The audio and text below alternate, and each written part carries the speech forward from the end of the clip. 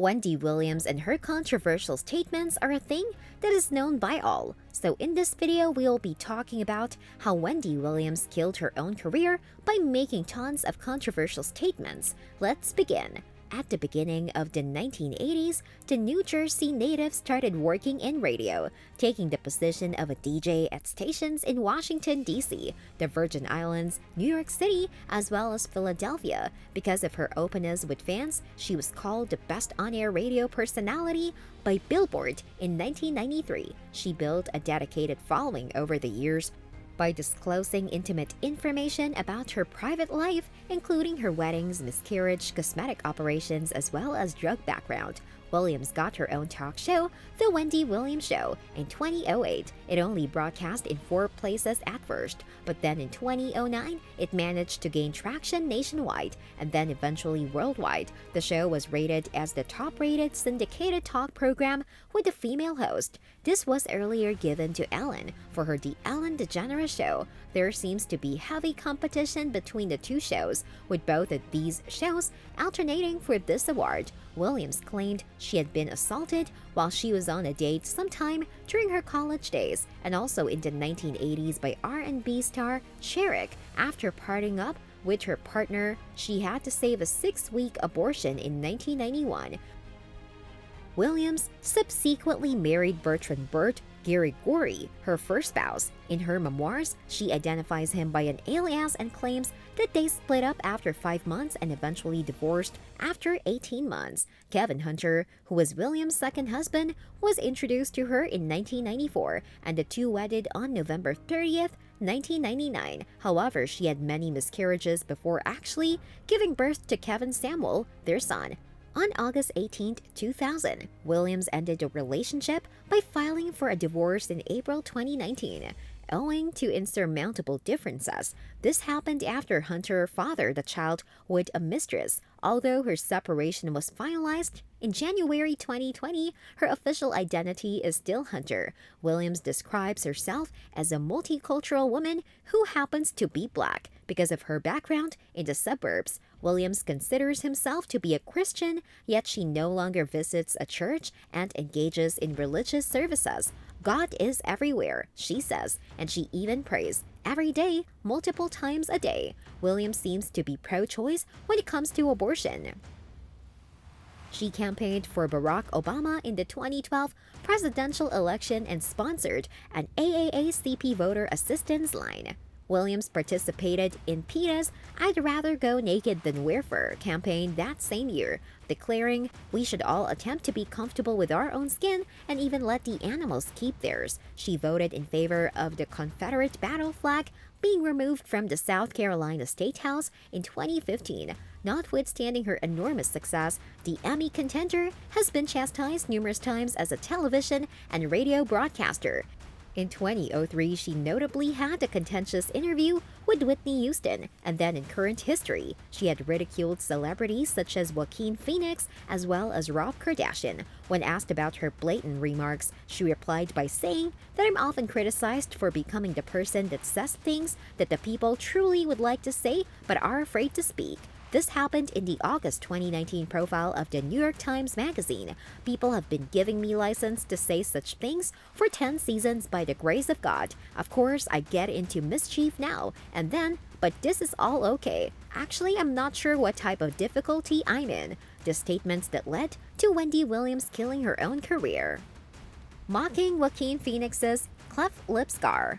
Sometime in January 2020, the Wendy Williams apparel designer received outrage after presenting a photograph of a wound that Phoenix has been born with while raising her upper lip on TV. She later pledged to donate to Operation Smile as well as the American Cleft Palate Craniofacial Association, which are both charity organizations that actually work towards curing cleft palate. The disrespectful Suave segment. Suave, whose official name was Matima Miller, had been killed at the tender age of 19. The incident was quite traumatic as the killing happened in a shooting that took place in Wilmington, Delaware. Now, Williams seemed unfazed by the incident in a July 2021 episode. Williams said that she actually had no idea who that was. None of the people in this building do. She then proceeded to make a comparison between their fan bases. He's a TikTok celebrity.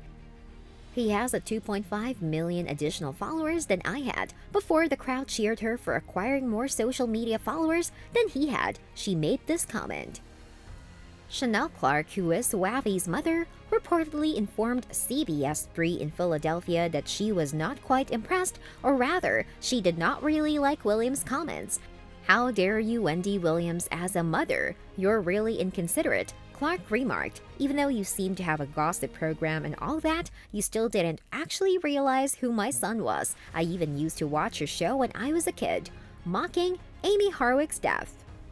Then in February 2020, Williams was also widely chastised for trying to make light of Amy Harwick's killing. The host responded, "Come on down," referring to Drew Carey's famous statement from The Price is Right after informing her live audience further about the incident when a very prominent celeb counselor was indeed shoved off a balcony. Drew Carey was actually Harwick's ex-fiancé.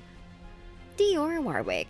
The broadcaster was chastised for making a joke about as well as making fun of Dionne Warwick, who had just been tweeting over artists' stage names in December 2020. She's never been a part of the Twitterverse. On her show, Williams remarked she watches TV, sings songs, reads books, socializes, or hydrates her hair. "I believe that if you're a person of a certain age, you have to be on social media and get down and chat to these youngsters on occasion. However, you'll need someone young in your family to make sure you're coming across correctly." Later, Warwick tweeted back saying that Wendy Williams had been spending a great deal of not nice time trying to speak to me. According to a friend, "I tuned into her program to hear the remaining few moments of her talking about me, and she has been unable to speak without making spiteful remarks, as she has in the past."